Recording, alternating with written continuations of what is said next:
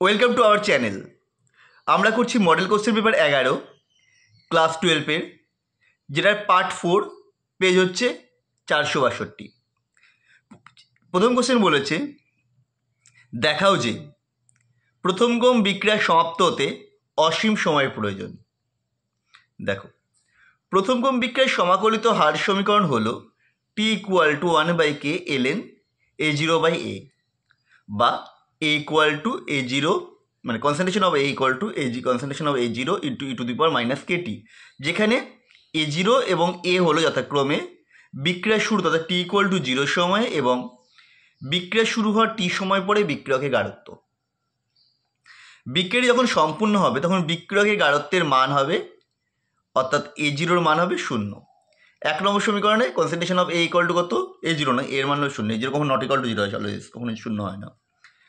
A = 0 বসিয়ে পাই কি পাবো? 0 = A0 e⁻−kt বা e⁻−kt = 0, কারণ A0 নট ইকুয়াল টু 0, মানে প্রাথমিক গাঢ়ত্ব কখনো 0 হতে পারে না।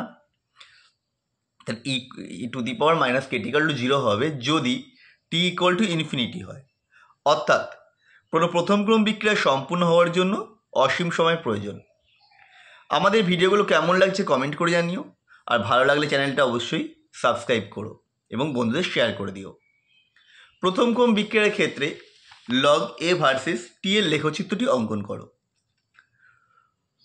প্রথম ক্রম বিক্রিয়ার সমাকলিত বিক্রিয়ার সমীকরণ হলো k = 1/t বা 2.303/t log A0/A।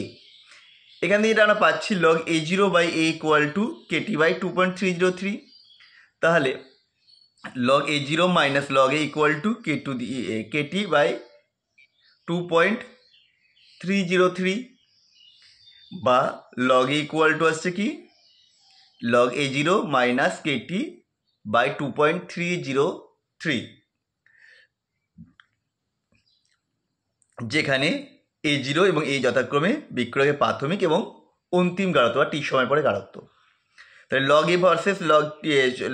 A versus টি এর লেখচিত্র অঙ্কন কী পাবো? আমরা সরলরেখা পাবো যে এক্স অক্ষের ঋণাত্মক দিকে নত।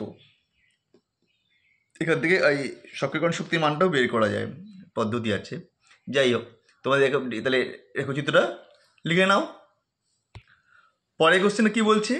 AA + BB + CC arrow EE + FF রাসায়নিক বিক্রিয়াটির বিক্রিয়া হারের সমীকরণটি নিম্নভাবে প্রকাশ করা হয় যে R = K A⁴ B⁴ C⁴ বিক্রিয়ার সামগ্রিক ক্রম ও আণবিকতা নির্ণয় করো। ক্রম কী হবে না, ক্রম বিক্রিয়ার হার আমরা পেয়েছি R = K A⁴ B⁴ C⁴, তাহলে ক্রম হচ্ছে α + β + 0 মানে α + β। আর আণবিকতা কী হবে না, বিক্রিয়ার গাঢ়ত্ব A + B + C। পরেরটা 5-এর বি এর কোশ্চেন 1 নম্বরটা, XeOF4 এ Xe সংকরের স্তরটি কি, অনুর আকৃতি কেমন?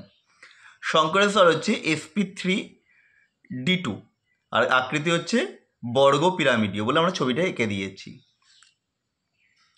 সাদা ফসফরাসকে কষ্টি শতগুণের সাথে ফোটালে কী হবে? ফোটালে সোডিয়াম হাইপোফসফাইড এবং ফসফিন উৎপন্ন হবে। বিক্রিয়া দেখো, P4 + 3NaOH + 3H2O অ্যারো তৈরি হবে 3NaH2PO2 + PH3। বলছে সাধারণ উষ্ণতায় জল H2O তরল, কিন্তু H2S গ্যাসীয় কেন? H2 এর কেন্দ্রীয় পরমাণু অক্সিজেনের আকার ছোট ও তড়িৎ ঋণাত্মকতা বেশি হওয়ায় H2 অণুগুলি পরস্পর হাইড্রোজেন বন্ধন দ্বারা সংযুক্ত বা সংগুণিত অবস্থায় থাকে। ফলে H2 এর কার্যকারী আণবিক গুরুত্ব বেশি হয়, তাই সাধারণ উষ্ণতায় H2O তরল।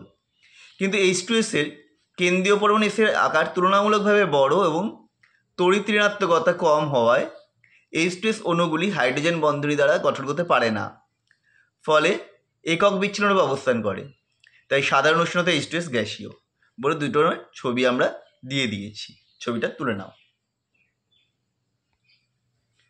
ক্যালসিয়াম ফরমেট ও ক্যালসিয়াম অ্যাসিডের মিশ্রণকে পাতিত করলে কি ঘটে? সমীকরণ সহ লেখো।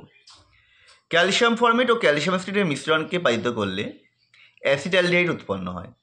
দেখো, HCOO পুরোটা হোল টু CA + CH3COO পুরোটা হোল টু CA, একটা পাতন তৈরি হবে CH3CHO + CaCO3 তৈরি হবে, সেটা আমরা লিখিনি। ফর্মিক অ্যাসিড ও অ্যাসিটিক অ্যাসিডের পার্থক্য রাসায়নিক বিক্রিয়া সহ লিখতে বলেছে।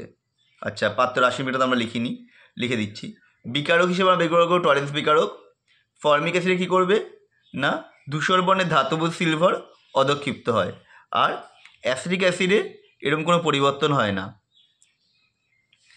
আচ্ছা, বিক্রিয়া লেখো। HCOOH প্লাস Ag2O তৈরি হবে 2Ag প্লাস CO2 প্লাস জল, আর এটার ক্ষেত্রে কোনো উল্লেখযোগ্য পরিবর্তন হবে না। তাহলে আবার বলছি, বিক্রিয়াটা HCOOH প্লাস Ag2O এরও তৈরি হবে 2Ag প্লাস CO2 প্লাস জল।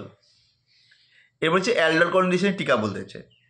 লঘু ক্ষার যেমন NaOH, H2CO3, BaOH2 ইত্যাদির উদ্দীপনের উপস্থিতিতে আলফা হাইড্রোজেন পরমাণু বিশিষ্ট অ্যালডিহাইড এবং কিটোনের দুটি অণু পরস্পর যুক্ত হয়ে বিটা হাইড্রক্সি অ্যালডিহাইড বা বিটা হাইড্রক্সি কিটোন উৎপন্ন করে। এই বিক্রিয়াটি অ্যালডল বিক্রিয়া নামে পরিচিত।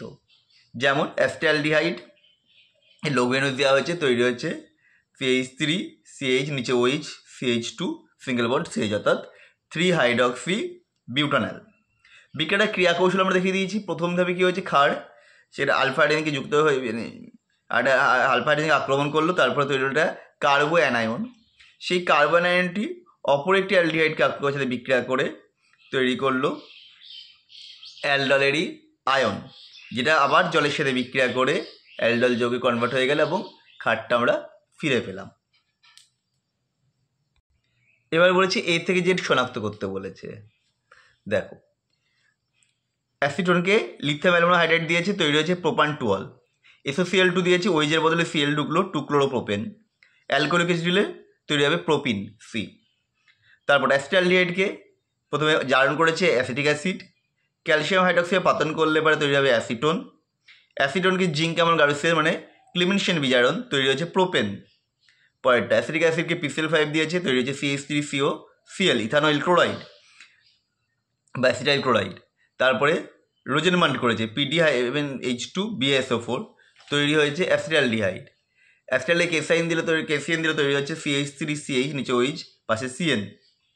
তাকে আবার H3O+ দিলে যেটা OH হবে না, এটা OK হয়ে যায় আসলে, তাকে পটাশিয়াম লবণ। তাকে আবার H3O+ দিলে তৈরি হবে ল্যাকটিক অ্যাসিড CH3CH নিচে OH পাশে COOH। তো আমাদের পেপার 11টা শেষ হয়ে গেল। আমরা টেস্ট পেপার বেরোলে খুব শিগগিরই টেস্ট পেপারও সলিউশন নিয়ে আসবো। ততক্ষণের জন্য অবশ্যই আমাদের সাথে থাকো।